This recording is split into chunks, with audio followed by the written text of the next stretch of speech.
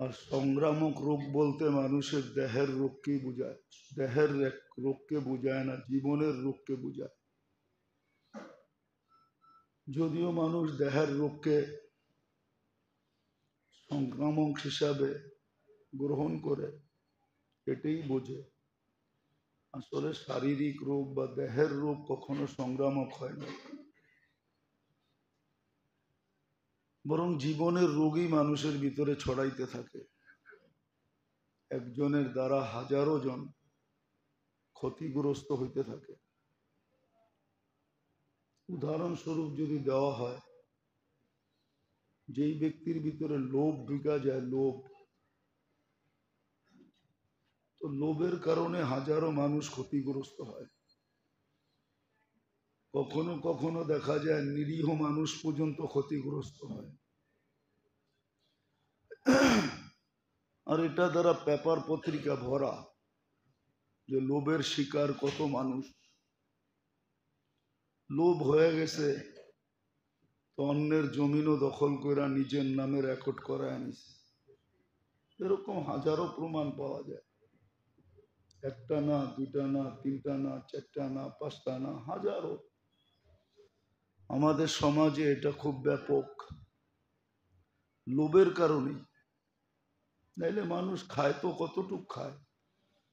আল্লাহ প্রত্যেক পেটের মাপ দিছেন। যত মানুষের পেট আছে আমাদের প্রত্যেকটার মাপ আছে, মাপের বেশি আপনি খেতে পারবেন না। মানুষ পড়ে তো কতটুক পড়ে, কয় জোড়া কাপড় বৎসরে লাগে। এইখানে যদি কেউ ডেলি 20 জোড়া কাপড় চেঞ্জ করে, তো বাড়িওয়ালারও বলবে ওরে পাবনা নিয়ে যাওয়া দরকার, নাহলে ডেলি 20 জোড়া কাপড় চেঞ্জ করে কেন। বাড়িওয়ালারও বলবে, সমাজও বলবে মাথায় সমস্যা আছে। কিন্তু জান্নাতে 70 জোড়া ডেলি চেঞ্জ করবে, ওইখানে কেউ বলবে না পাবনা নিয়ে যেতে হবে, কেন ওই পরিবেশই এরকম। পড়বে খুলবে, পড়বে খুলবে, ক্ষেত্রই এটা।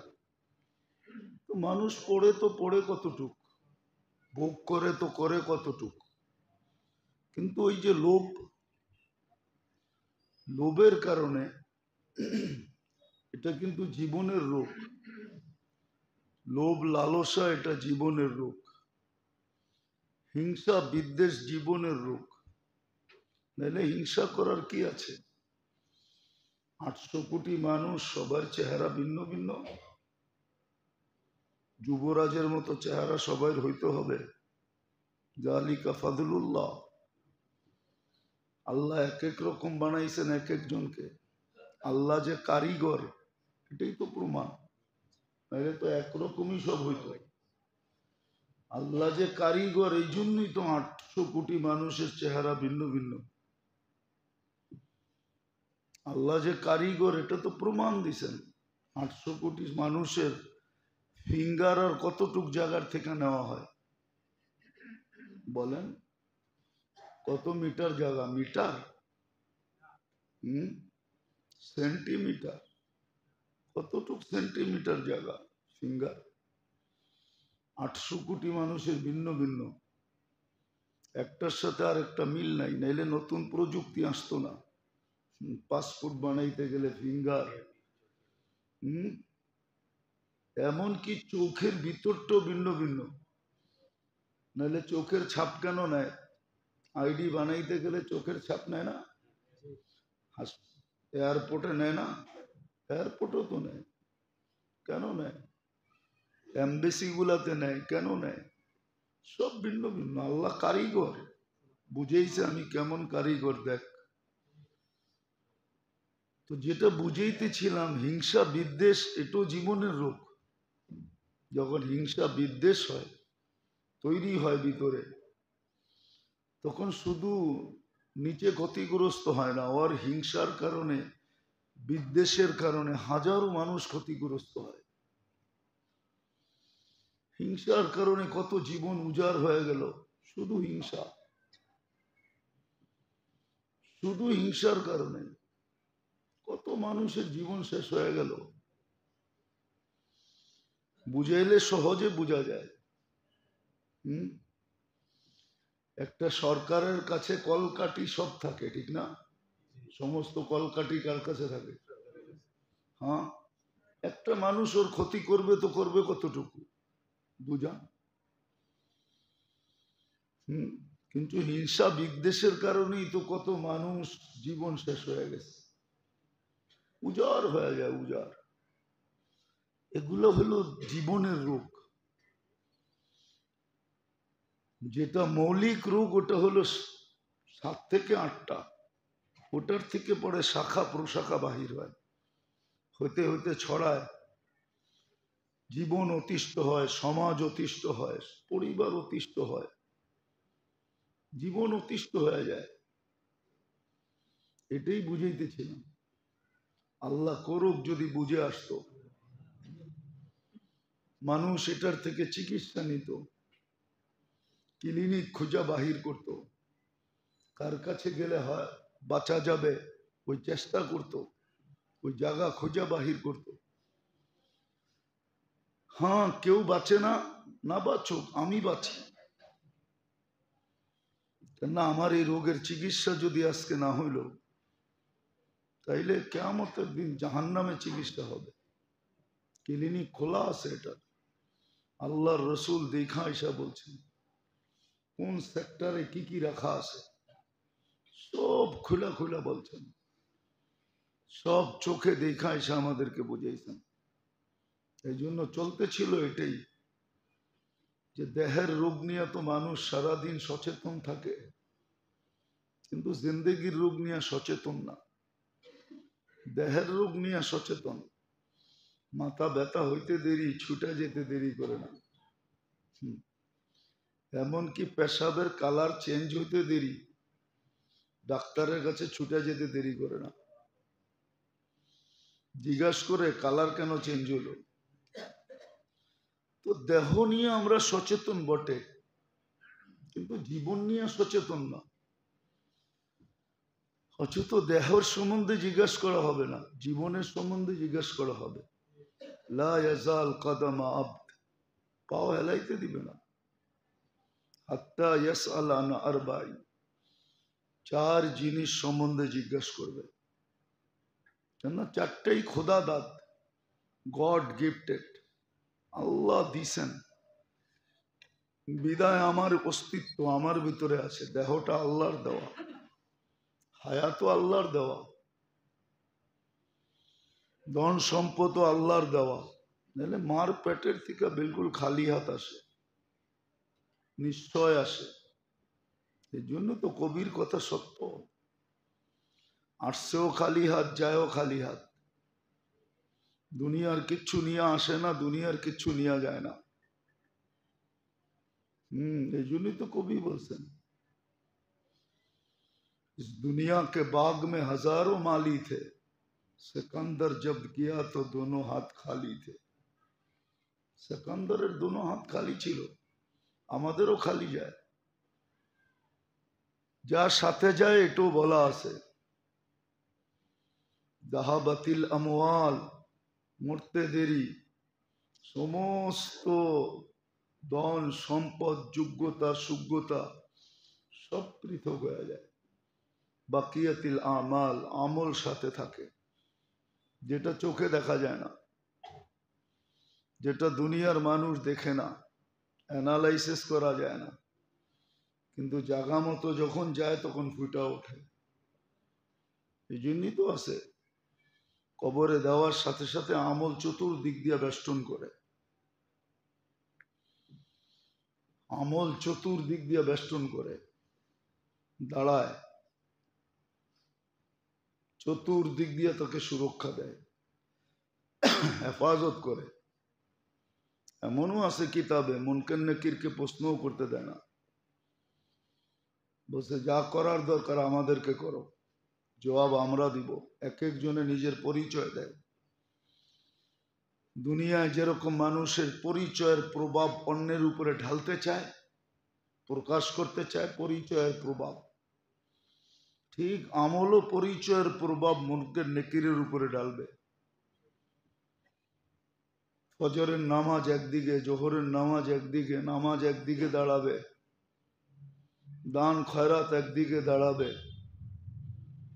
সবাই যদি পায়রা না ওঠে তো হাদিসে আছে সবর সবার শেষে আসবে। সবর আইসা ট্যাকেল দিবে, সব বলবে সরো। এরকম প্রত্যেকটা জিনিস, কোরআন আসবে, কোরআনের মোহাব্বত আসবে, সবকিছু চতুর্দিক থেকে আসবে। তো যেটা বুঝাইতেছিলাম, আল্লাহ করুক বুঝে আসুক, না বুঝলে বড় বিপদ হবে। দুনিয়ার কোনো পরীক্ষা নাই যে প্রশ্নের সলিউশন আগেই করে দেয়। হ্যাঁ, ক্লাসে পড়ায় বটে, কিন্তু পরীক্ষার হলের আগে প্রশ্ন ফাঁস করে, এটা দুনিয়ার কোনো রীতিতে নাই, নীতিতে নাই, বরং এটা দণ্ডনীয় অপরাধ। কিন্তু আল্লাহ সব ফাঁস করে দিয়েছেন, সব সলিউশন দিয়া দিয়েছেন। এই জন্য খুব মনোযোগ দিয়ে শোনা চাই, ভিতরে নেওয়া চাই যে মৌলিক রূপগুলা, আসল রূপগুলা কি কি। তো দেখাইতেছিলাম যে আসল রোগ মানুষের জীবনে কি হয়, ওটার থেকে শাখা প্রশাখা ছড়ায়, সমাজ কলুষিত হয়, মানব জাতি অতিষ্ঠ হয়ে যায়। সত্য এটাই, এটার জন্যই আইন কানুনের দরকার হয়, নাইলে কোনো দরকার ছিল না, এতগুলা সংস্থার কোনো প্রয়োজন ছিল না। কিন্তু প্রয়োজন হয় কেন? মানুষের জীবন যখন রোগে আক্রান্ত হয়ে যায়। আর এটাও আল্লাহ বলে দিয়েছেন কি কি রোগ হবে, মৌলিক কয়টা, শাখা প্রশাখা কয়টা, এটাও আল্লাহ রসুল বলে দিয়েছেন, এটাও বলে দিয়েছেন, সতর্ক করছেন, এটারও চিকিৎসা করছেন। আর চিকিৎসা দ্বারা দুনিয়াকে দেখাইছেন এরকম একটা সমাজ তৈরি করছেন, এরকম কিছু লোক তৈরি করছেন যারা সারা দুনিয়ার জন্য মডেল। 1.25 লক্ষ সাহাবায়ে কেরাম। হ্যাঁ, কেউ যদি চায় যে আমি আমার মেজাজ মতে, আমি আমার রুচি মতে, আমি আমার পছন্দ মতে, আমার যেরকম মেজাজ ওই মেজাজ মতে, অভ্যাস মতে যদি সে মডেল তালাশ করতে চায় তো 1.25 লক্ষের ভিতরে পাবে। এর বাহিরে আল্লাহ কাউকে নেন নাই। যদি নিতেন তাহলে আল্লাহ রসুল কোনোদিন বলতেন না সাহাবিকান নুজুম বিআইয়িহিম ইক্তাদাইতুম ইহতাদাইতুম। আমার সাহাবারা সব মডেল, যার পিছে পথ চলবে গন্তব্যে পৌঁছবে। السابقون الأولون من المهاجرين والأنصار والذين اتبعوهم بإحسان رضي الله عنهم ورضوا عنه। কোরআনের ঘোষণা। কিন্তু হ্যাঁ, আমরা তো সাহাবাদের জীবনী জানি না, নামই জানি না, জীবনী পড়ি না। সারাদিন পত্রিকা পড়ে বটে, যত ধরনের পত্রিকা আছে সব A to Z পড়ে, আর সারাদিন এটার চর্চা করে। মিয়া দেখলাম তো পত্রিকা এটা লিখলো, সারাদিন মিডিয়া দেখে আর ওটা নিয়ে আলোচনা করে। মিয়া দেখলাম তো মিডিয়া এটা বললো, কিন্তু সাহাবিদের জীবনী পড়ে না। রাগ হয়েন না, মাথা লেগেন না, লাভ নাই, পড়ে না সাহাবিদের জীবনী। অথচ যেটা পড়লে সোয়াব হইতো, বিবেকের পর্দা খুলতো, নিজের জীবনের মডেল পাইতো, সাহাবিদের জীবনী পড়ে না, কিনেও না, পত্রিকা কিনে ডেলি। একটু সকালে দিতে দেরি হলে যারা পত্রিকা বাড়িতে বাড়িতে দেওয়া যায়, ফোন করে ওর উপরে জারি লয়, ওই আজকে দেরি করলি কেন? এমনও লোক আছে বাথরুমে বয়া পত্রিকা পড়ে, হাসেন কেন? কমোটে বয়া পত্রিকা পড়তে থাকে, কিন্তু সাহাবীদের জীবন পড়বে না, কোরআনের তর্জমা পড়বে না, একটা হাদিসের কিতাব পড়বে না, পত্রিকা পড়ে। দেখবেন বড় বড় অফিসে যায়, যারা নিজেদেরকে বড় শিক্ষিত মনে করে, ওদের ঘরে যায় দেখবেন দুনিয়ার কিতাব রাখা আছে, আলতু ফালতু, অমুক লেখক তমুক লেখক, কিন্তু কোনো দিনই কিতাব নেই, দিন সম্বন্ধে জানতে চায় না। সত্য এটাই, বিবেক ছিল কিন্তু আল্লাহ তালা মাইরা দিছে। অথচ কোরআন রে ছুইলেও সোয়াব হয়, চুমা দিলে আরো বেশি সোয়াব হয়, বুকে লাগাইলে আরো বেশি সোয়াব হয়, মাথায় রাখলে তো কোনো কথাই নেই। হ্যাঁ, সত্য এটাই ছিল। কিন্তু ইউদিল্লু বিহি মাইয়াশা ওয়া ইয়াহদি বিহি মাইয়াশা, সত্য তো এটাই, যাকে সঠিক পথ দেখান, যাকে দেখান না। তো মৌলিক রোগ আমাদের ছিল দেহের, জীবনের রোগ, আসলে এটাই চিন্তার বিষয় ছিল। শারীরিক রোগ কোনো চিন্তার বিষয় ছিল না, কিন্তু এটাকে এত লোক হাইলাইট করা হয়েছে, এতটুকু এটাকে প্রচার প্রসার করা হয়েছে যে মানুষ দেহের রোগ নিয়ে সারাদিন ভাবে, কিন্তু জীবনের রোগ নিয়ে ভাবে না। জীবনের রোগ নিয়ে ভাবে না। ডাক্তার যে নিজে বিরাট বড় রোগী এটা নিয়ে সে কখনো ভাবে না, নাহলে একটা যোগ বিয়োগ আমার মেলে না, আমি বহুত চিন্তা করি কিন্তু যোগ বিয়োগ মেলে না। যে ডাক্তার বেনমাজি হয় কি করে? ও তো আল্লাহর দেহের ভিতরে আল্লাহর কুদরত দেখে না, দেখে না? মনে হয় বুঝে আসে না। ও তো দেহের ভিতরে আল্লাহর কুদরত দেখে যে এই ছোট একটা 6 ফিট শরীর, এটার ভিতরে আল্লাহ এই কুদরত সেট করলো কি করে? কত বড় কারিগর, কত বড় কারিগর, এটা কি করে সেট করলো? হ্যাঁ, আমার মনে আছে বাংলাদেশের একজন নামকরা ডাক্তার, এখনো বেঁচে আছেন কিন্তু জীর্ণ শীর্ণ, একবারে বয়স্ক হয়ে গেছেন, এসআর খান, সর্বপ্রথম যিনি বাংলাদেশে হার্ট ওপেন সার্জারি নিয়ে আসছিলেন। উনি মাঝে মাঝে বলে যে এক আঙ্গুলের ভিতরে আল্লাহ যে কুদরত রাখছে, এটা বয়ান করতে গেলে আমার মতো এসআর খানের জীবন দিয়ে যথেষ্ট হবে না। এক আঙ্গুলের ভিতরে আল্লাহ যে কুদরত রাখছে, এটাকে স্টিক করতে চাইলে এমন স্টিক হয়, নড়ানো যাবে না, আবার মুভ করতে চাইলে ঠিক ওরকমই হয়। আপনি জানেন না এটার ভিতরে কি কুদরত রাখছে? ওই আল্লাহ, ওই কুদরত যে জানে, ও বেনমাজি হয় কি করে? বুঝাক ডাক্তাররা আমাকে, আল্লাহর কুদরত যে চোখের থেকে দেখে, ও বেনমাজি হয় কি করে? ওর তো সারাদিন আল্লাহ আল্লাহ করা উচিত, আল্লাহর সামনে ঝুঁকে থাকা উচিত। এরকম উচ্চ শিক্ষিত লোকগুলা বেনমাজি হয় কি করে? আল্লাহ দ্রোহী হয় কি করে? ও বোঝে না আল্লাহ ওরে কি মেধা দিছে, কি ধরনের মেধা। মেধার কারণেই তো ও এত বড় শিক্ষায় শিক্ষিত।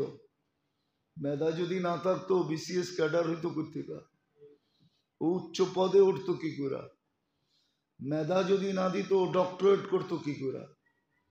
মেধা যদি না দিত তাইলে ও বিজ্ঞানী হইতো কি করে?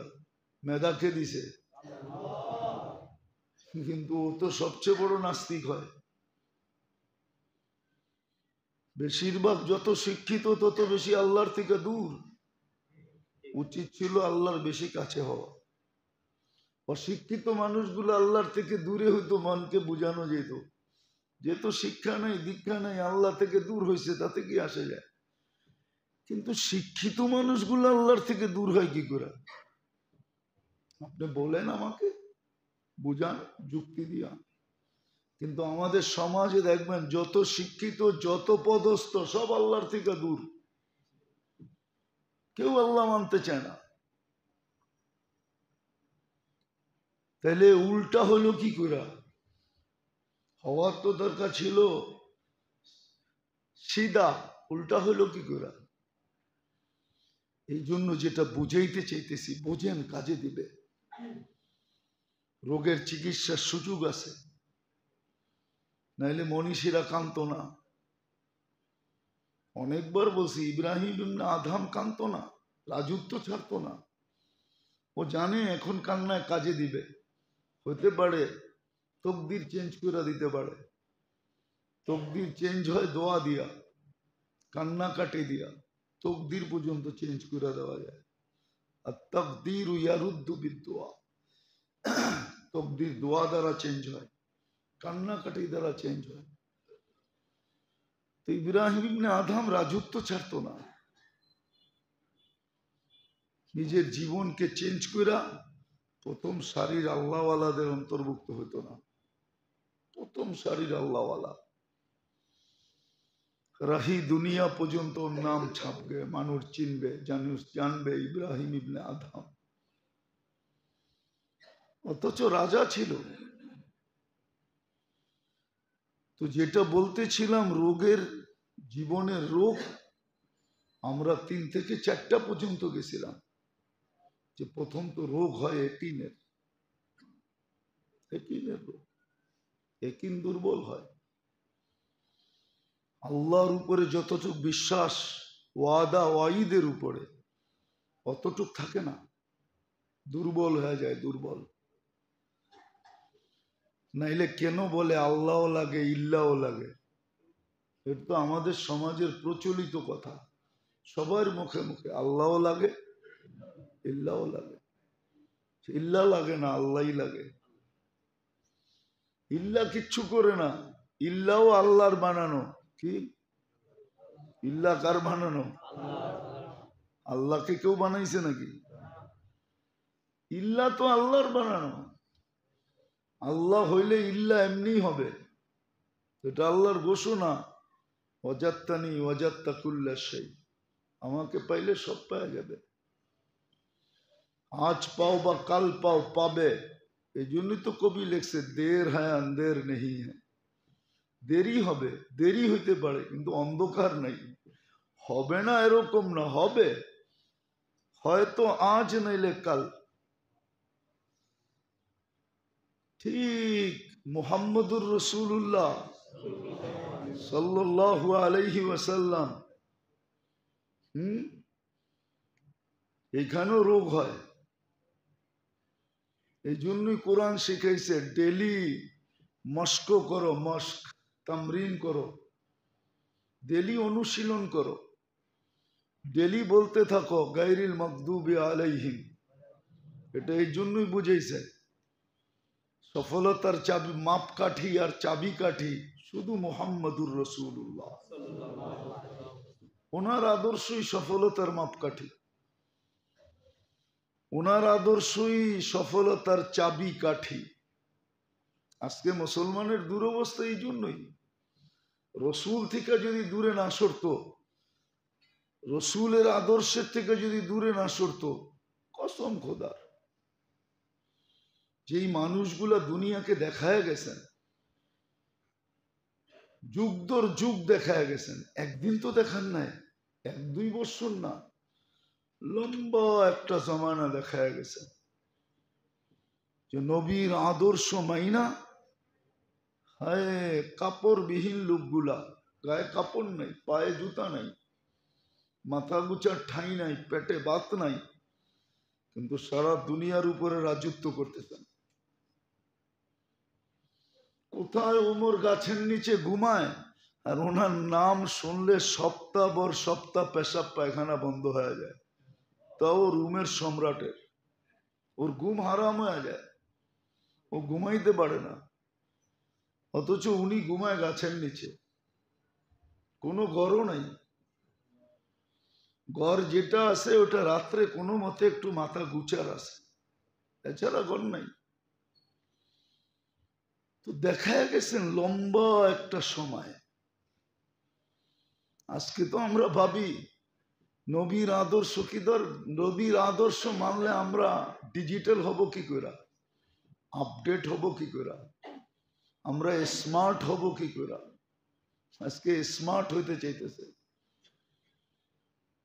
হ্যাঁ আমরা তো খুলতে পারি না, চোখে দেখাইতে পারি না। স্মার্ট দুনিয়া দেখা আসেন, ওরা কতটুকু সুখে আছে, ওরা কতটুকু শান্তিতে আছে। ওই সমাজ কি শান্তি?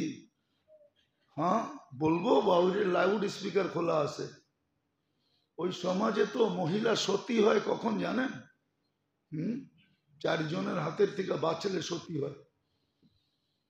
প্রথম হইল তার টিচার থেকে, দ্বিতীয় হইল তার গার্লফ্রেন্ড থেকে, তৃতীয় হলো বড় ভাই থেকে, চতুর্থ হলো বাপের থেকে। বিশ্বাস হয় না? আমি গুইরা বলতেছি, গুইরা। আমাকে কোনো জিনিস দিয়ে বুঝাইতে চেষ্টা করা সহজ না, এটা আল্লাহর মেহেরবানি। আল্লাহর মেহেরবানি, আমাকে এত সহজে বুঝানো সহজ না। দেখতে আমারে সহজ মনে হয়, কিন্তু বুঝাইতে এত সহজ না। ওই সমাজ কি স্মার্ট? যে সমাজের মা বাবা রাস্তায় মরে, ওই সমাজ কি স্মার্ট? স্মার্ট? আরে বলেন না। হ্যাঁ, মা বাবা বুড়া হলে বৃদ্ধাশ্রমে থাকে, ওটা স্মার্ট? ওটাকে স্মার্ট বলে? মানব বিবেকে এটা স্মার্ট বলে? তো নবীর আদর্শ ছেড়া দিয়া কি হয়েছে? ডিজিটাল। আর নবীর আদর্শ ছেড়া দিয়ে কি হয়েছে? স্মার্ট।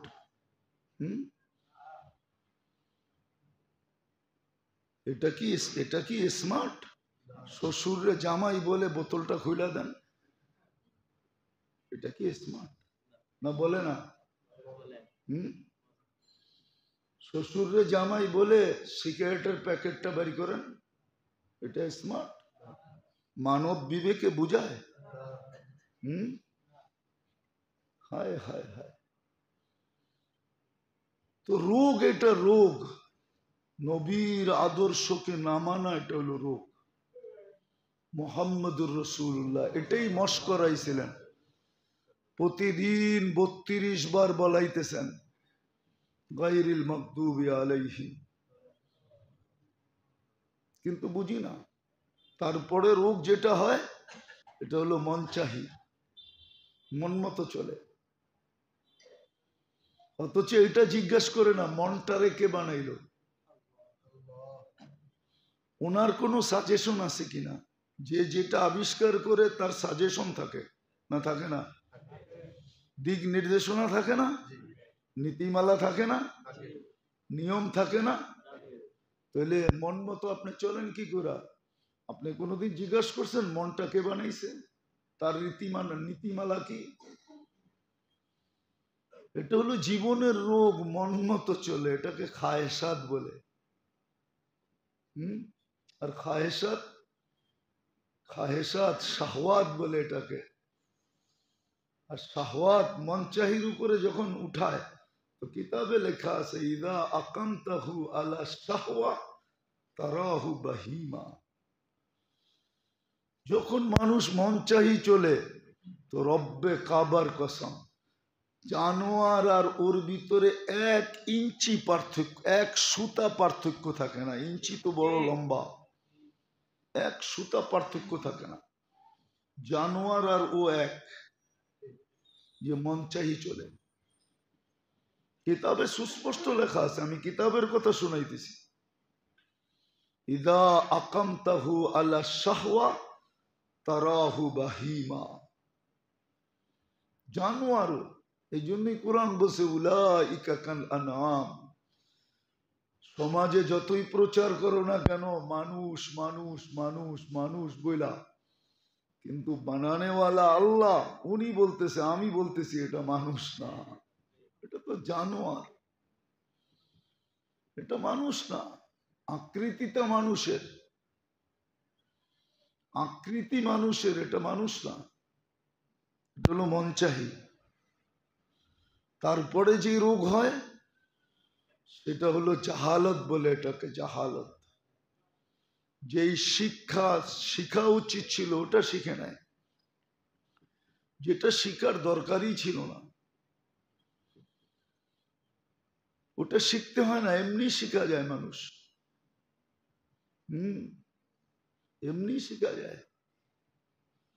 এমনি যদি না শিখতো তাহলে নাম বলবো না, নিজের নাম সিগনেচার করতে জানতেন না। ইতিহাস টোকাইলে দেখা যাবে উনি বাংলাদেশের সর্বপ্রথম ধনী ছিলেন। ওনার সময় ধনী কেউ ছিল না, নাম বলবো না, কিন্তু উনি সিগনেচার জানতেন না। উনি কি জানতেন না? পুরান ইতিহাস। আপনারা তো পুরান ইতিহাস মনে রাখেন না, কিন্তু আমরা মনে রাখি। সত্য এটা, নাম বলবো না, নাম বললে চিনবেন, কিন্তু নাম সিগনেচার জানতেন না। শিখানি ছিলেন পরে, ঘুরায়া গারায়া করতেন আর কি, কিন্তু আসলে শিক্ষিত ছিল না। সত্য এটাই। দুনিয়া শিখতে হয় না, এমনি শিখা যায়। বহুত পাবলিক আছে দুনিয়ায়, আমি চোখে আঙ্গুল দিয়ে দেখাইতে পারবো। ঢাকা শহরেই তো বড় হয়েছি, বড় তো ঢাকা শহরই হয়েছি। আমার মনে আছে আমি কোনখানে ছিলাম, বলাকা সিনেমা হলের সামনে দিয়ে যখন ট্রেন লাইন ছিল, আর ফুলবাড়ি আইসা থামতো, তখন মনে আছে আমার 10 পয়সা দিতাম, ট্রেনের লাইনের উপরে ট্রেন যাইতো তো এত লম্বা হয়ে যেত, এক আঙ্গুলের সমান। আর বাড়িতে গেলে দে পিটা, কেননা তখন 10 পয়সার দাম ছিল। তখন 10 পয়সার, হ্যাঁ, কয়েকবার ভুলে 1 টাকা দিয়া দিছিলাম, পিটা এখনো মনে আছে। 1 টাকা দিয়ে তখন বাজার করা যেত। দেখছেন কিনা জানি না, বলাকা সিনেমা হলের সামনে দিয়ে রেল লাইন, তখন আমরা নীলক্ষেতে থাকতাম, নীলক্ষেত কোয়ার্টারে,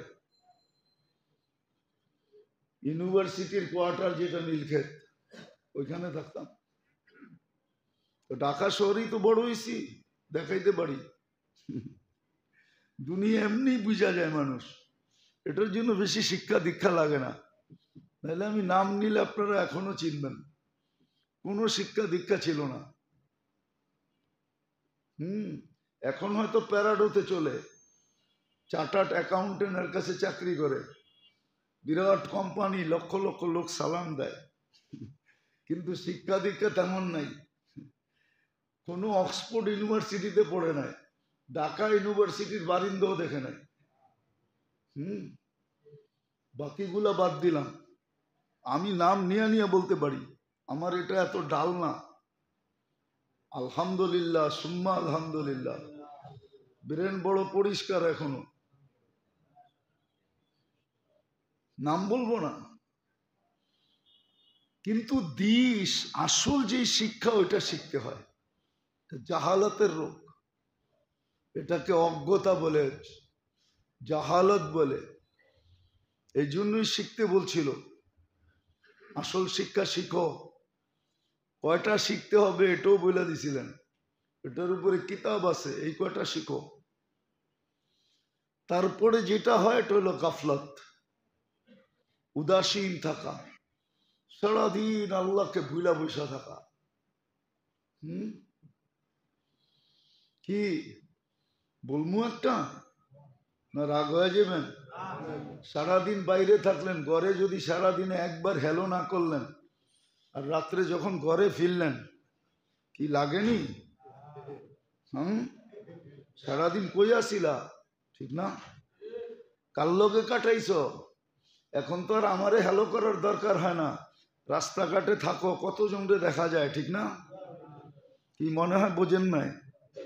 হ্যাঁ, তো সারাদিন আল্লাহটা ভোগ করেন, একবারও তো আল্লাহ বলি না, একবারও তো আল্লাহকে হ্যালো কই না, এটার নাম গাফলত। সারাদিন ভোগ করি কারটা? মনে হয় আগেরটা বুঝাইতে পারি না। সারাদিন ঘরে হ্যালো করেন না, ঠিক না? আবার পরে কি শরীর পর্যন্ত সুঙ্গা দেখে, শরীর যে অন্য কোনো ঘেরান আসে কিনা, না সঙ্গে না। মনে হয় বুঝাইতে পারি না। যদি এইটা হয় তো সারাদিন বুক করেন কারটা? হ্যাঁ, আল্লাহকে তো একবারও হ্যালো বলে না, আল্লাহ ডাকে না। এটার নাম গাফলত, এটা রোগ, এটাও জীবনের রোগ। এটার থেকে অনেক কিছু তৈরি হয়, অনেক কিছু তৈরি হয় গাফলত থেকে। এই জন্য বলছে এটার থেকে চিকিৎসা করো, যেন দিনে অনেকবার, কয়েকবার, শতবার যেন তুমি আল্লাহকে হ্যালো বলো, হ্যালো বলো তুমি। বলে তারপরে রোগ যেটা হয়, তারপরে রোগ যেটা হয় এটা হলো আখলাক। আখলাকের দুর্বলতা হয়, আখলাক থাকে না, চরিত্র বলতে কিছু থাকে না। আর চরিত্র যখন খারাপ হয়, কাহিনী মনে উঠছে সত্য, এই জন্য বলতেছি, নাহলে বলতাম না। বাগদাদে বলে একবার আছে না আমাদের দেশে, পাগল মহিলা থাকে রাস্তাঘাটে। হ্যাঁ, বলে এ বলে প্রেগনেন্ট হয়ে গেছে। তো বাদশাহ প্রশ্ন করছে যে এটা করলো কে, বাহির করো। কে করলো? তো গোয়েন্দা খুঁজতে খুঁজতে খুঁজতে খুঁজতে একদিন দেখতেছে এক ব্যক্তি, আগের যুগে তো কালি বানাইতে হতো, আমরাও কালি বানাইতাম, কলমে ভরতে হইতো অথবা চুবায় চুবায় লিখতে হইতো, ঠিক না? আমরাও কালি বানাইতাম ছোটবেলা, অথবা দোয়াত কিনতে পাওয়া যেত, নাম ভুলে গেছি, কি কোম্পানি জানি ছিল, 2-3টা কোম্পানি ছিল, কালি খুব ভালো ছিল, ঠিক না? ওটার ভিতরে হয়তো বইরা নাইলে চুবায়া লিখতাম, মনে আছে? তো দেখতেছে বৃষ্টি হয়েছে, ড্রেনের পানি দিয়া কালি বানাইতেছে, তো ওরে ধরে নিয়ে গেছে পুলিশ। বলছে ওর রুচি খারাপ, ওই এই কাজ করতে পারে, নাহলে কেউ করতে পারে না। বলে যখন ওর কাছ থেকে জেরা করছে, পিটাইছে, তো ও স্বীকার গেছে, হ্যাঁ আমিই করছি। তো মানুষের চরিত্র যখন নষ্ট হয়, এটাও রোগ, এটাও এটাও এটাও রোগ, এটাও রোগ। চরিত্র নষ্ট হয়ে যাওয়া এটাও রোগ, এটাও কি বিরাট বড় রোগ। বিরাট বড় রোগ হয়, বিরাট বড় রোগ। এটা দ্বারা সব অতিষ্ঠ হয়ে যায়, সব। চরিত্র যখন খারাপ হয় তখন কি করে? সমাজ অতিষ্ঠ হয়, সমাজ। এটাও জীবনের রোগ, চরিত্র খারাপ হয়ে যাওয়া, আখলাক নষ্ট হয়ে যাওয়া। আর আখলাক যখন সুন্দর হয়, হায় হায় হায়, আখলাক যখন সুন্দর হয় তখন গ্রান যেরকম মানুষকে বাগানের দিকে টাইনা নিয়ে আসে, ফুলের গ্রান কিন্তু মানুষকে ফুলের কাছে নিয়ে আসে। ফুলের গ্রান মানুষকে কি করে, কোথায় টানে? বাগানের দিকে, ফুলের কাছে টাইনা নিয়ে আসে, ঠিক না? আখলাক যখন সুন্দর হয় তো মানুষকে ওর দিকে টাইনা নিয়ে আসে, সত্য এটা। আর আখলাক বড় উঁচা, ওয়েট অনেক বেশি। দুনিয়ায় সবচেয়ে ওয়েটওয়ালা কি জিনিস জানেন? লোহায় ওজন বেশি না সীসায় ওজন বেশি? কোন জিনিসে ওজন বেশি জানেন? পারতে ওজন বেশি। সবচেয়ে ওজন বেশি কিসে? পারতে ওজন বেশি। লোহার চেয়ে ওজন বেশি, সীসার চেয়েও ওজন বেশি। পারত চিনেন? পারতে কি ওজন বেশি। সমস্ত আমলের ভিতরে আখলাকের ওজন বেশি। যার আমল নামায় আখলাক যদি একটাও থাকে, যদিও আখলাকের শাখা প্রশাখা 360টা, একটাও যদি কার আমল নামায় থাকে, তাহলে ওই আমল নামা একটাই ঝুঁকানের জন্য যথেষ্ট। অপর সাইডে গুনাহ যত থাকুক, এক আখলাকে পাল্লা ঝুঁকায় দিবে। আখলাক বড় ওয়েটালা, বড় ওজনদার, বড় ওজনদার। আর আখলাকের পরিচয় আছে, আখলাক আলাকে। তো বললাম যে আখলাক না থাকা, চরিত্র নষ্ট হওয়া, এটাও জীবনের রোগ। চরিত্র নষ্ট হওয়া এটা জীবনের রোগ, জীবনের রোগ। তারপরে যেটা, সেটা হলো স্বার্থপর হওয়া, জীবনের লোক। স্বার্থপর আছে না? না নাই? আমরা সবাই স্বার্থপর, কিন্তু স্বার্থটা ফিট হওয়া দরকার ছিল এক জায়গায়, ফিট হয়ে গেছে আরেক জায়গায়। আখেরাতের ব্যাপারে যদি স্বার্থপর হইতো, স্বার্থপর বুঝেন তো, স্বার্থ ছাড়া কিছু করে না, লাভ ছাড়া কিছু করে না, স্বার্থ ছাড়া কিছু করে না। স্বার্থ থাকলে করে, নিঃস্বার্থ কিছু করে না। কিন্তু এটা হওয়া দরকার ছিল আখেরাতের জন্য। নেক আমল ছোট থেকে ছোট, ওইটাও সামনে আসলে ছাড়ার কথা ছিল না। বড়টা তো করে করেই, খুঁজা খুঁজা ছোটটাও করে। জিজ্ঞাসা যদি করে এই ক্ষুদ্রটা করলা কেন, তা উদাহরণ দিই হাদিস থেকে। খানা পড়ে গেছে, ওটা তুলা খেতেছে। জিজ্ঞাসা করছে আমিরুল মুমিনিন, সব তো বিভিন্ন দেশের ডেলিগেট, কেউ রুম থেকে আসছে, কেউ পারস্য থেকে আসছে, সব বিভিন্ন দেশের সরকারি ডেলিগেট, বড় বড় সম্মানী লোক। আপনি এই মুহূর্তে নাটকায় খেলেও তো পারতেন, অন্য মুহূর্তে খাইতেন। তো বলছে আখেরাতের স্বার্থ আছে। আউত্রুকু সুন্নাত হাবিবি লিহা উলাইল হুমাকা, আহম্মদদের জন্য আল্লাহ রসুলের সুন্নত ছেড়ে দিব? ওনার জীবনের একটা আজীব কাহিনী আছে। বাইতুল মুকাদ্দাস যখন মুসলমান জয় করেন, তো ইহুদিদের একটা অনুরোধ ছিল যে আমরা চাবি ওই পর্যন্ত দিব না যতক্ষণ আমিরুল মুমিনিন না আসবে। দেশ নিয়ে গেছো, নিয়ে যাও, বাইতুল মুকাদ্দাসের চাবি দিব না। কেন? আমাদের কিতাবে লেখা আছে যার হাতে চাবি যাবে তার পুরা সবকিছু আমাদের কিতাবে লেখা আছে। আমরা মিলায়া দেখবো এই ব্যক্তি সেই ব্যক্তি কিনা। এর আগে চাবি দিব না, জান দিয়া দিব, চাবি দিব না। তো উনি যখন চিঠি পায় রওনা হইলেন আর শামের সীমান্তে ঢুকলেন, শামের সীমান্তের কাছে পৌঁছলেন, তো রাত্র হয়ে গেল। ওইখানেই উনি অবস্থান নিলেন। কিন্তু সারা রাত্র বৃষ্টি ছিল। সকালবেলা পালা ছিল, উনি উটের রশি টানবেন, আর ওনার খাদেম বা গোলাম কৃতদাস উটের উপরে চড়বে। এইভাবেই সফর চলতেছিল। যে কিছু পথ আমি উপরে থাকবো, তুমি রশি টানবে, কিছু পথ আমি রশি টানবো, তুমি উপরে থাকবে। কর্মচারী দেখা, হায় হায় হায়, কর্মচারী দেখা যে কর্মচারী, কর্মচারী দেখা যে চাকর, এটা বাবা ঠিক না। এটাও আখলাকের ভিতরে পড়ে, চরিত্র খারাপের ভিতরে পড়ে।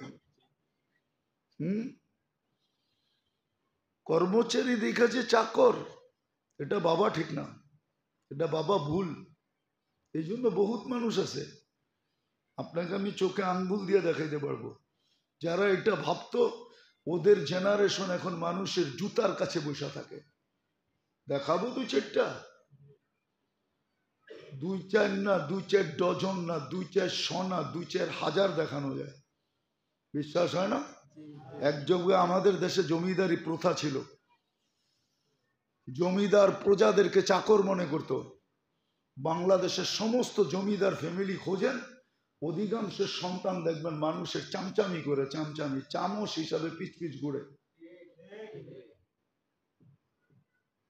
ওইটার কুফল। ওই যে বাপদাদা মানুষকে চাকর ভাবত, যদিও কবর থেকে দেখে, কিন্তু প্রতি উত্তর করার ক্ষমতা নেই। আজকে ওর জেনারেশন চাকর। ও যদি মানুষকে চাকর না ভাবত, এই জন্য আল্লাহ রসুল যাওয়ার সময় চিৎকার দিয়েছেন দুটা জিনিসের কথা বলে, আসসালাহ ওয়া মা মালাকাত আইমানুকুম, তোমাদের অধীনস্থদের খবর নিও। অধীনস্থ আল্লাহ বানাইছে বিদায় ওকে চাকর পাইব না। আজকে আমাদের বিত্তশালীদের স্বভাব এটা, কর্মচারীরা চাকর ভাবে, চাকর, এটা আমার চাকর। চাকরি করে বিদায় চাকর বাবা ঠিক না। তো যেটা বুঝাইতেছিলাম, সর্বশেষ তারপরে যে রোগ হয় সেটা হলো স্বার্থ। তো ওমর রাদিয়াল্লাহু তাআলা আনহু ঢুকতেছিলেন, তো আবু উবায়দা রাদিয়াল্লাহু তাআলা আনহু মিশর স্বাধীন করছেন, আরে শাম স্বাধীন করছেন উনি, আবু উবায়দা রাদিয়াল্লাহু তাআলা আনহু, উনি সেনাপতি ছিলেন। আর ওই যুগে সম্ভ্রান্ত লোকেরা সব শামে বাস করত। এখনো আছে, প্রত্যেক দেশের কিছু এরিয়া আছে যেখানে সম্ভ্রান্ত লোকেরা থাকে। অন্যদের ওইখানে থাকা অ্যাবিলিটিও হয় না, আবার ওনারা পছন্দও করেন না যে অন্য লোক থাকুক। তো সম্ভ্রান্ত লোকেরা থাকে, যেমন গুলশান, বনানী, ধানমন্ডি, বাড়িদালা, মিন্টু রুট, কিছু ফ্ল্যাট আছে ওইখানে সম্ভ্রান্ত লোকেরা থাকে, অন্য কেউ থাকে না। আপনি ঢুকলে দেখা যাবে পারে না, ল্যাংটা কইরা চেক করবে। আছে না? না নাই, মনে হয় নাই, চিনেন টিনেন না মনে হয়। আমি চিনি, মাঝে মাঝে যাওয়া হয়, দেখি আমারে চেক না করলেও অন্যেরে চেক করে, অন্যেরে চেক করে। আছে কিছু জায়গা এরকম। আমরা মুরব্বী ছিলেন, দুনিয়ার থেকে চলে গেছে, এক জায়গায় গেছে, কয়েকখানে লুঙ্গি পরা ঢুকা যাবে না। তো উনি লুঙ্গি, জুব্বা পড়া ছিল, লুঙ্গি খুলে ফেলাইতেছিলেন। যে লুঙ্গি যখন পড়া ঢুকা যাবে না, তো লুঙ্গি রেখা যাই, আমার তো জুব্বা পড়া আছে, অসুবিধা কি? হ্যাঁ হ্যাঁ, আপনার মনে হয় চিনেন না, ঠিক না? আছে, চলেন আমার সাথে দেখা দিব। উত্তরে আছে কিছু খাওয়ার হোটেল আছে, লুঙ্গি পরা ঢোকা যায় না। লুঙ্গি পড়া গেলে আপনাকে ঢুকতে দিবে না, লুঙ্গি পড়া গেলে আপনাকে ঢুকতে দিবে না। তো ওইখানে এরমই করা উচিত, লুঙ্গি খুলে রেখা যেই তোর কাছে আয়া, আবার পরে পড়বো না, কি কন? তো যেটা বুঝাইতেছিলাম, স্বার্থ এটা জীবনের রোগ। বহুত লোক আছে স্বার্থপর, এটাকে আগ্রাস বলে, করাস, স্বার্থপর, এটাও জীবনের রোগ। তখন ও দুনিয়ার স্বার্থ দেখে, আখেরাতের স্বার্থ দেখে না, এটাই কোরআনে ইঙ্গিত দিছে। তখন ও অন্ধ হয়ে যায়। তামাল কুলুবুল্লাযী ফিস সুদূর, দিলের ভিতরে যে মনটা আছে ওটা আন্ধা হয়ে যায়, চোখে অন্ধ হয় না। হ্যাঁ, চোখে অন্ধ হবে কালকে। ওমান আরাদা আন যিকরি ফাইন্না লাহু মাঈশাতান দানকা ওয়া নাহশুরুহু ইয়াওমাল কিয়ামাতি আ'মা, কিয়ামতের দিন অন্ধ উঠবে। আজকে দিলের চক্ষু অন্ধ হয়ে যায়।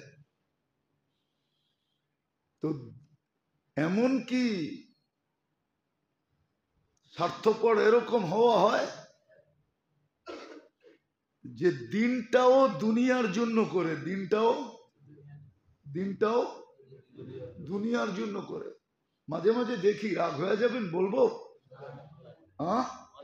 কিছু লোক দেখবেন শুধু জুমার দিন আসে, কিন্তু এরম বাপচক্কর লয়ে আসে, বইনা ঠইনা কাপড় চোপড় পারফিউম সারফিউম লাগাইয়া আইসা, এলাকার সম্ভ্রান্ত লোক এমন বাবলয়ে আসে, মনে হয় আজকে আল্লাহরে নামে আলাইব,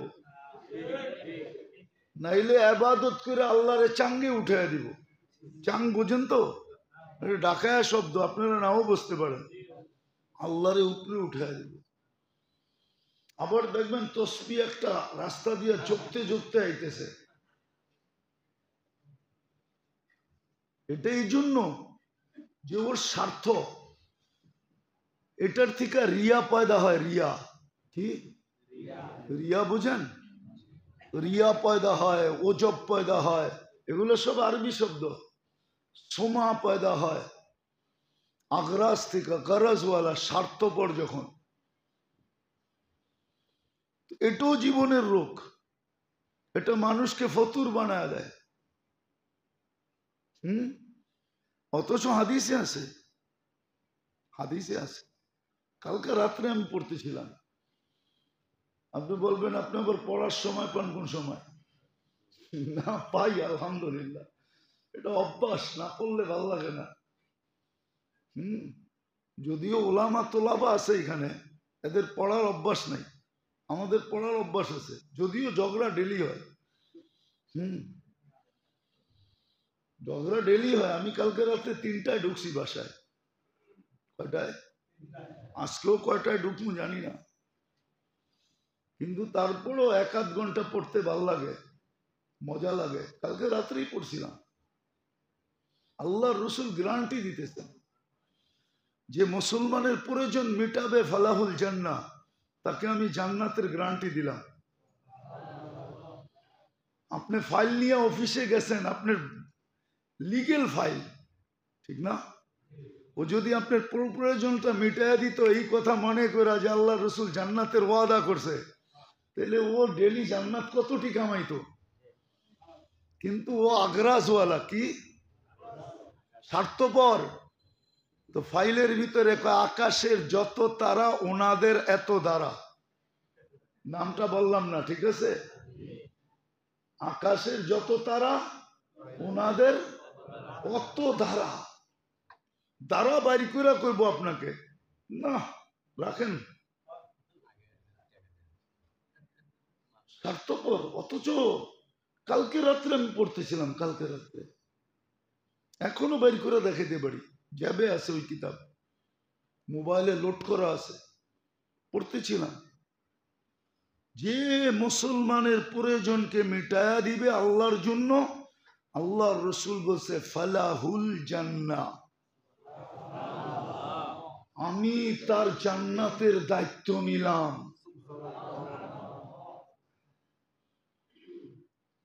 কি ওর কি বেতন কমে যেত? কিন্তু ওই যে স্বার্থপর, জান্নাত যায় যাক, জান্নাত যায়, জান্নাত দিয়ে কি করব? দুনিয়া হওয়া চাই, ঠিক না? হ্যাঁ, দুনিয়া মাঝে মাঝে তো দেখা যায় বাড়ি থুইয়া জঙ্গলে ঘুরে, ঠিক না? এটাও তো দেখা যায় না? দেখা যায় না? কে করছে এটা? বাড়ি থুইয়া হাসপাতালে চিতয়ে আছে, ঠিক না? এটাও তো দেখা যায়। সবকিছু বাদেই দিলাম, কবরস্থানে কেমনে শুয়ে আছে এত সুন্দর বাড়ি থুইয়া। আমার মনে হয় 2-3 দিন আগেই আমি কোথাও গেছিলাম, প্রোগ্রাম তো ডেলি যাওয়া হয় গ্রামগঞ্জে, তো কিছু বাড়িতে যাওয়া হয়। তো ওই ব্যক্তির বাড়ি দেখে আমি ভাবতেছিলাম যে এই ব্যক্তি কবরে থাকবে কি করে? ওর কি একটু মনে পড়বে না যে আমার এত সুন্দর বাড়ি, আমি এখানে আসি কি করে? ভাবা তো উচিত ছিল যে কবরে এই সুন্দর বাড়ি থুইয়া থাকবো কেমনে, কিন্তু থাকতে তো হবে, গড়ালারাই তো রেখে আসবে, ঠিক না? এগুলো হলো জীবনের রোগ। আছে কিনা আগে টেস্ট করেন। শুধু ডাক্তারের কাছে যে বললেন না, অনেক সময় দেখি ডাক্তার বলে আপনার কোনো টেস্টের দরকার নেই, কিন্তু রুগী বলে আরে ডাক্তার সাহেব 2টা লেখা দেন না। জিগান, বিশ্বাস হয় না? আমার অনেক ডাক্তার পরিচিত আছে, মহব্বতের আছে,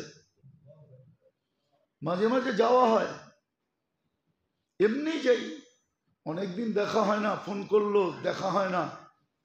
আমরাও চেম্বার থেকে আসতে পারি না, যাওয়ার পথে একটু বসেন দেখা হোক। তো দেখি রুগী বলে, ডাক্তার বলে না না আপনার টেস্টের দরকার নেই। আরে না ডাক্তার সাহেব দেন না 2টা 10টা লেখা।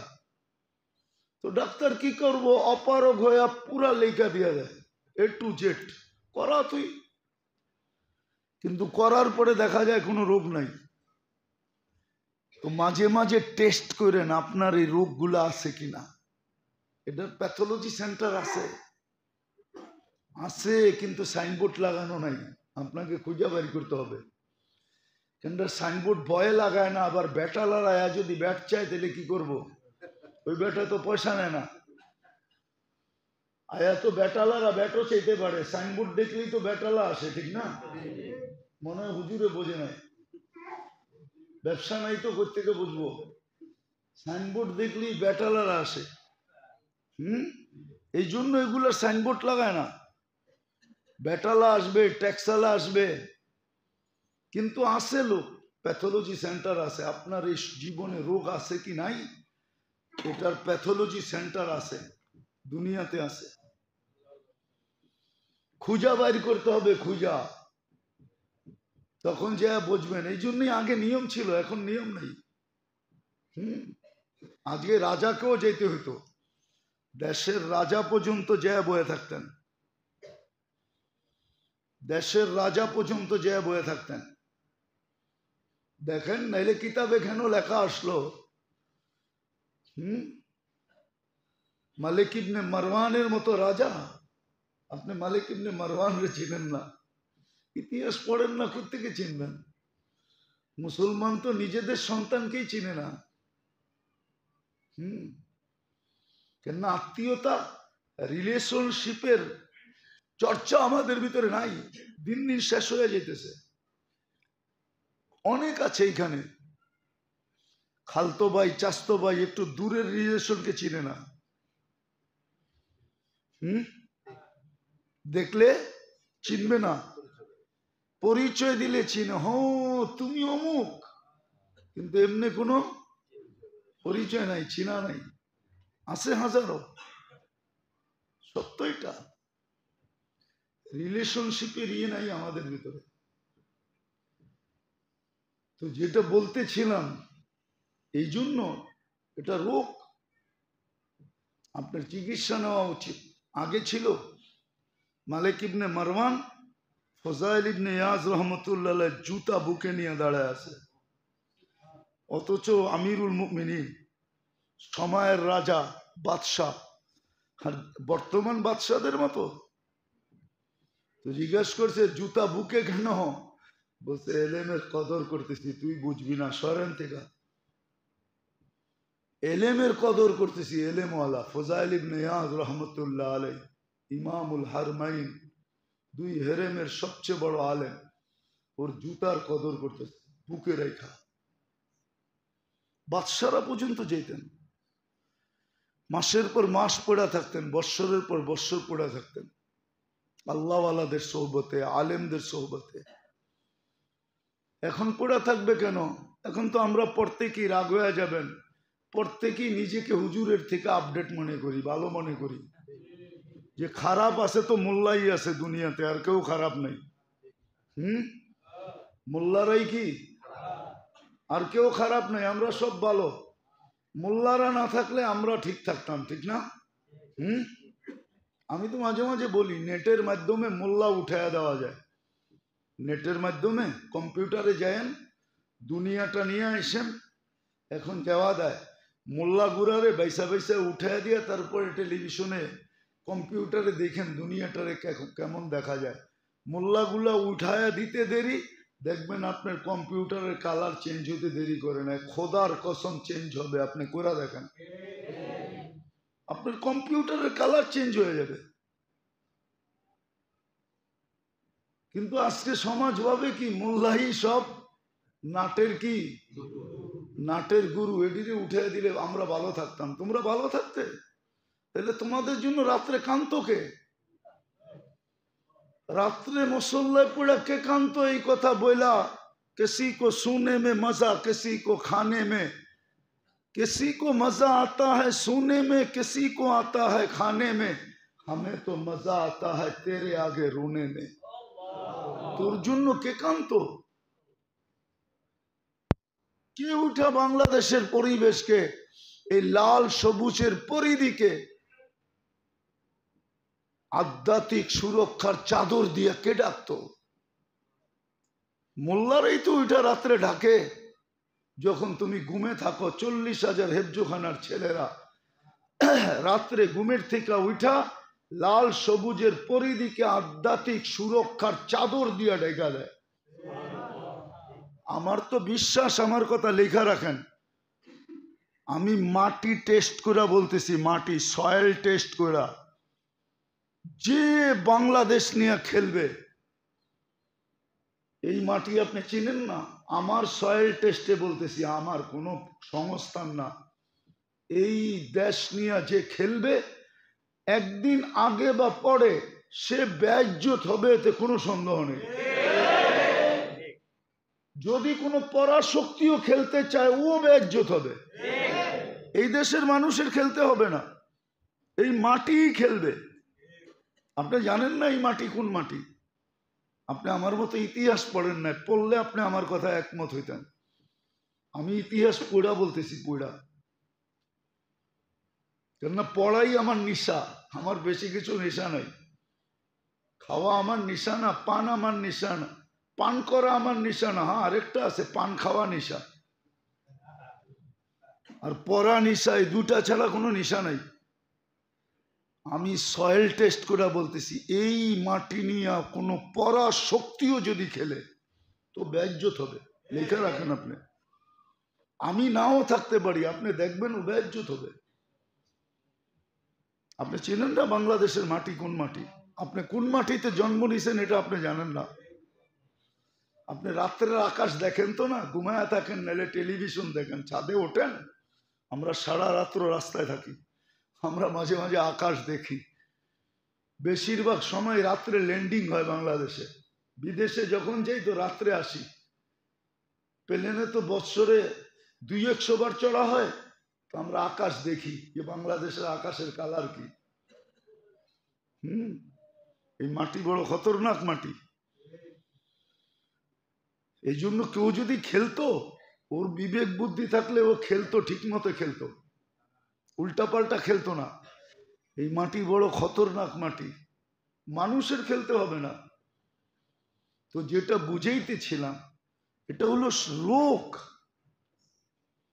স্বার্থপর হওয়া, এটা হলো জিন্দেগির রোগ। আরো 2-1টা রয়ে গেছে, বাঁচলে আবার শোনাবো নে। চিকিৎসা নেন, টেস্ট করেন আপনার ভিতরে আছে কিনা, বৈশা বৈশা ভাবেন, নিজে নিজে ভাবেন, নিজে নিজে চিন্তা করেন যে এই রোগগুলো আমার আছে কিনা। নিজে নিজে ভাবেন। আপনি যদি নিজে নিজে ভাবেন তো আল্লাহ আপনাকে শুধরায়া দিবে, বুঝায়া দিবে, আল্লাহ জানায়া দিবে আছে কিনা, ভিতর থেকে বাইসা উঠবে। আল্লাহ করুক, আল্লাহ আমাদেরকে বুঝার তৌফিক দান করেন।